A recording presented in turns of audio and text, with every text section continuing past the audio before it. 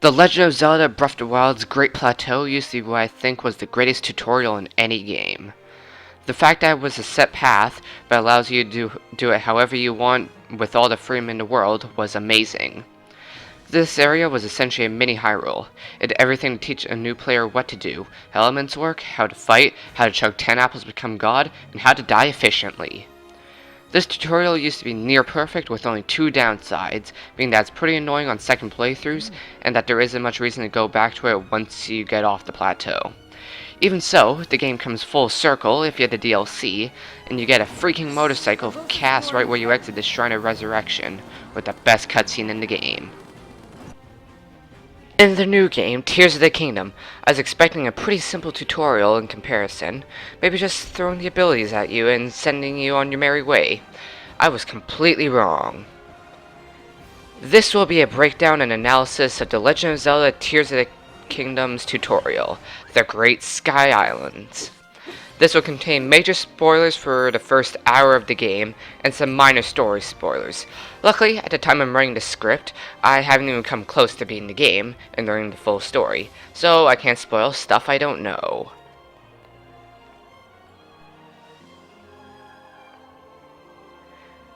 Part 1. The Opening. What comes to your mind when you think of the best openings in video game history? I think in games like Halo 3 ODST, Super Paper Mario, and Legend of Zelda Breath of the Wild. And well, I guess that's it from the games I've played. I heard Elden Ring has a pretty good opening too. What do these openings have in common? An awesome cutscene that either sets up the story, or a mystery about what's going on. ODST opens with us seeing our main squad of ODSTs, Alpha 9, getting ready to board a Covenant Corvette. Everyone gets scattered on Africa's surface, and we are left to discover what remains of our lost squad. This opening perfectly sets up the mystery and plot of ODST. Super Paper Mario opens with a wedding between Bowser and Peach, before putting you in the actual opening, where Peach is kidnapped and the Mario Bros head to Bowser's castle to get her back. Black appears with the princess and steals everyone except Mario, who gets his butt thoroughly kicked in. Rainbow Butterfly Tippy finds us and teleports us back to Flipside, the game's hub. This opening sets up the mystery and plot of the game pretty well. Finally, Breath of the Wild opens with Zelda telling Link nap time is over and we wake up, not knowing the story, much like Link who now has amnesia. We grab a phone and not a shirt and get a breathtaking view of Hyrule in one of the best looking cutscenes ever. It's beautiful. Tears of the Kingdom also opens in an enclosed space, now being the secret passageways underneath Hyrule Castle. Zelda and Link are down here to investigate the gloom, a new poisonous substance that just began to appear on Hyrule's surface. We are immediately put into gameplay, which I think is really cool, since it feels a lot more like the player is doing something than if they were just watching a cutscene. This section also introduces many of Link's basic abilities, such as running and fighting. We eventually find a half-buried mural depicting the Imprisoning War, which was a war long ago at the presumed start of the Zelda timeline. I honestly don't know what the story for this game is, since it contradicts Skyward Sword, Ocarina of Time, Link to the Past, everything. And I haven't beaten the game yet, so... Anyway, we keep making our way down, with the gloom growing thicker with every step. We eventually find a huge chamber containing what looks to be Ganon, but dehydrated, with a glowing hand sticking out of his chest. He quickly wakes up and surprises Link and Zelda by knowing their names and stating that Rauru places faith in Link. He causes a giant chasm to form and lifts the entirety of Hyrule Castle up into the sky. Back to Link and Zelda, we see his arm get destroyed by the gloom, and Zelda trips into a newly formed chasm, with Link diving after her in the most cinematic way possible. He misses, and Zelda presumably dies. Dun dun dun. Link is luckily saved by the mysterious hand and is pulled to the sky. The next we see of Link is after an unknown amount of time after the events under the castle took place. Link's hair is visibly longer, so I'd say about a month. We wake up again in a mysterious room. But this time, the mysterious voice is Zelda. The new voice directs us out of the room, leading us through a small tutorial on diving and jumping, grabbing the decayed Master Sword, and a skirt. Once we finally make it out of this cave, holy cow, this looks amazing! Did someone manage to take Breath of the Wild's amazing graphics and make them better? The title card is also very well done, with it being done in gameplay. We get an amazing cinematic shot of the new Hyrule and the Great Sky Islands, immediately drawing our attention to the new Temple of Time, giving us a clear point of interest to explore. We landed a nice pond, and this is where the opening ends.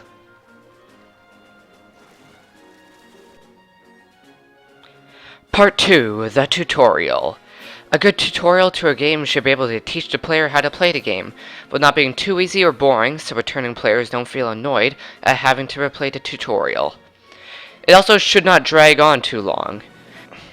Most tutorials do not have an amazing reputation for me, with most games I've played either having no tutorial or an overly long, tedious one. Let's take Mario Odyssey for example. This game's tutorial is quite simple. The game guides you to a specific point, gives you a few small tips on what the buttons do, and that's it. It doesn't feel like that much of a tutorial, and is quick to finish, but still manages to convey you all the info you need. Short, simple, and fun. Let's look at a terrible tutorial in one of my favorite games. Paper Mario The Origami King has a very bad tutorial. The only thing I like about it is that it has some funny dialogue. This tutorial wouldn't be that bad, except for Yellow Navi here explaining how to use the joystick for 10 minutes with no skip option. What's next? You're gonna solve every puzzle in this game for me? Teach me exactly how to clean my room? Explain in great detail how the word dumb is completely unacceptable to say in this day and age for an hour? This tutorial is fine, but the lack of a skip dialogue button really brings it down. There's so much dialogue that doesn't matter if you know how to play the game, and it drags the tutorial on for way too long. And the little gameplay it does have is just walking up some stairs. As I said earlier, Breath of the Wild's tutorial is an amazing balance between enough tutorial, but not too much that it becomes annoying. The guiding hand of sorts in Breath of the Wild is the old man, who clearly knows more than he's letting on. He directs you to many key areas of the plateau, and teaches you major techniques for getting around the world, and introduces some of the main mechanics. After clearing all the shrines, he reveals himself to be the former king of Hyrule, and gives you the paraglider, and sets you loose onto Hyrule. The fact most old man dialogue is optional is amazing to me, so new players will see him as a guide and talk to him, but more experienced players can just skip past him to get to the shrines. Tears of the Kingdom's guiding hand is quite literally a guiding hand. Here's where major spoilers come in, by the way. Ready? The mysterious voice we hear after Link awakens is Rauru, the first king of Hyrule, who sacrificed himself to seal away the Demon King Ganondorf. Now, it's also interesting that he shares a name with the Sage of Light from Ocarina of Time, but I haven't gone far enough into the story to know if there's something more to it. He is the owner of the right arm, which replaces Link's because it needed to be amputated after getting gloomed. We first meet Rauru in person at the gates to Temple of Time, and I did not expect him to be a furry. Did you expect the Zonai to be furries? Anyway, the temple blocks our access, and Rauru tells us we need to restore the hand to full power before it lets us through. Also, we get the Pura Pad, or as I prefer to call it, the Sheikah Switch. This is from a steward construct who tells us to meet Zelda at the temple. As cool as it looks, this Sheikah Switch functions as a worse Sheikah Slate, as it only has the map, scope, and camera functionality of the Slate. While the new hand abilities are cool, I think they should at least kept bombs and gave them a new Zonai look. Anyway, on the road to the temple, you're likely to encounter a few guardian constructs who served as, well, guardians of the Sky Islands. They aren't necessarily evil from a story point, but you do need to be careful of them, since they will kill you. And steward constructs will warn you about them. I still find it funny that the first trailer made stewards look like giant bosses of the islands, but instead they're just like funny, nice robots. These robots also fill in for the old man, teaching you how to fire, teaching about fire and ZL targeting, which contrasts Raru more story-focused in gameplay. Also, most mechanics are the same for Breath of the Wild, so I won't be covering those here. After finally reaching a temple, we are blocked out of it because Raru's arm is too weak or something, and we are told that we need to find the 3 shrines on the islands to restore its power, which mirrors the Great Plateau's objective of finding all the shrines to get the paraglider. I'll cover the shrines in order I found them, so basically a clockwise circle around the islands.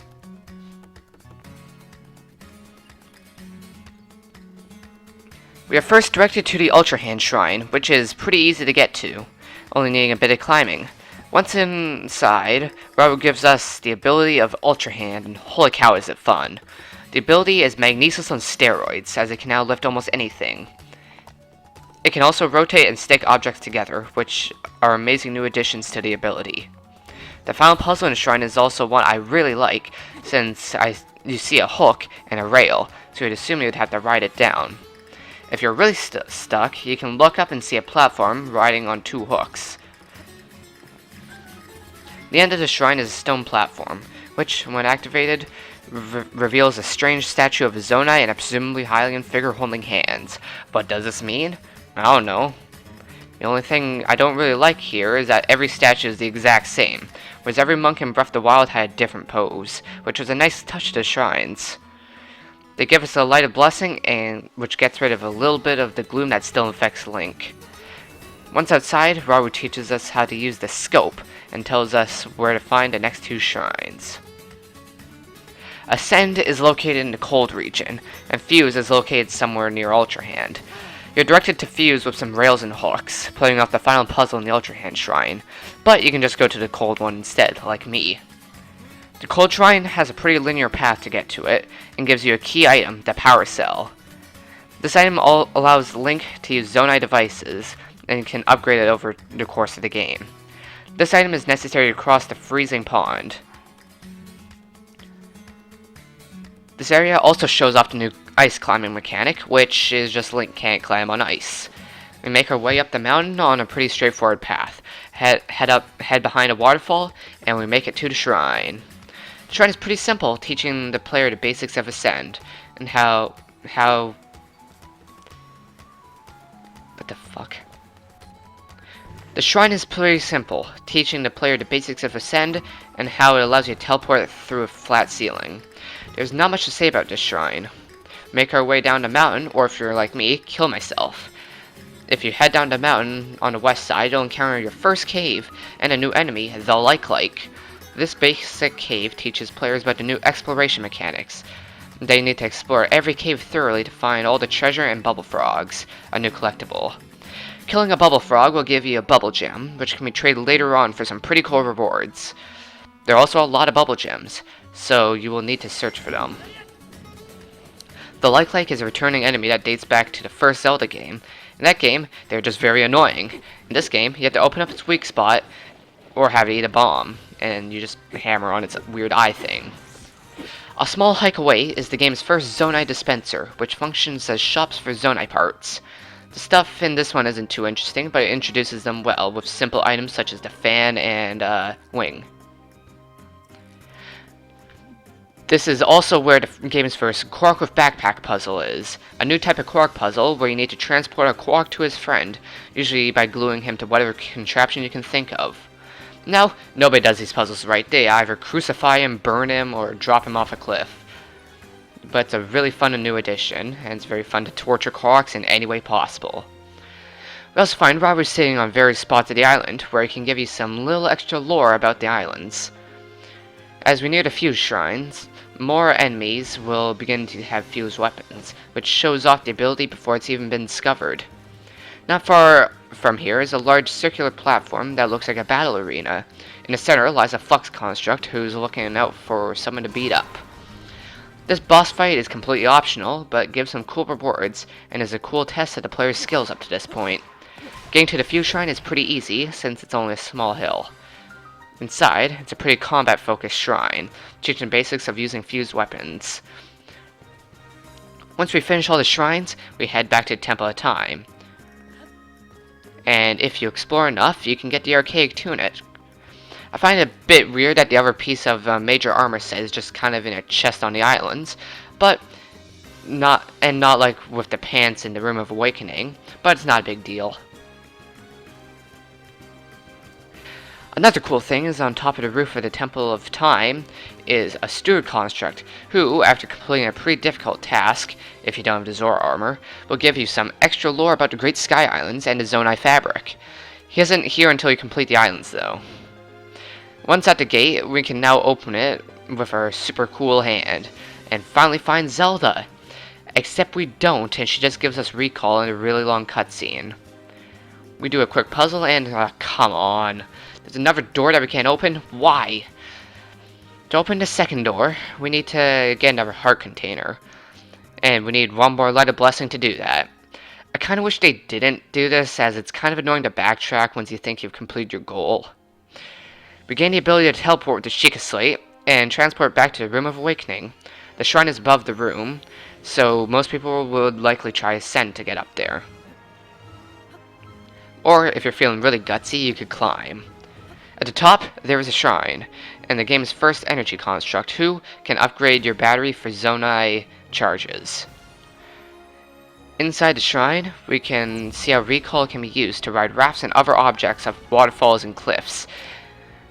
Finally, completing the final shrine, we obtain a heart container from the goddess statue, and open the door. We get a final nice goodbye cutscene from Rauru, who now disappears, leaving Link his arm. We get to the end of a floating bridge, and return the decayed Master Sword to Zelda in the past. The newly added Dragon of Light, which you may have seen flying around the Sky Islands, pierces the cloud barrier and lets Link access the surface, ready to truly begin his new adventure. 3. Conclusion.